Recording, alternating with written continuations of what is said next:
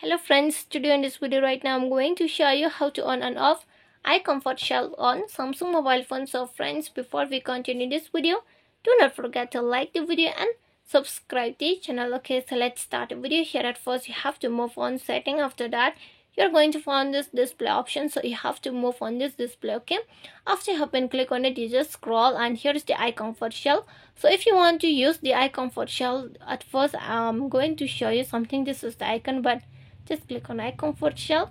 So on this icon, and this is the control of the iComfort Shell. Okay, if you don't want to use much iComfort Shell, you can use by this scale, okay, of the color temperature. Okay, so if you want to off, you don't want to use iComfort Shell, you just click on this icon.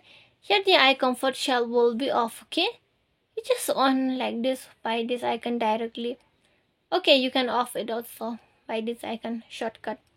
So friends, if you love the video, do not forget to like the video, share the video and subscribe the channel, and thanks for watching.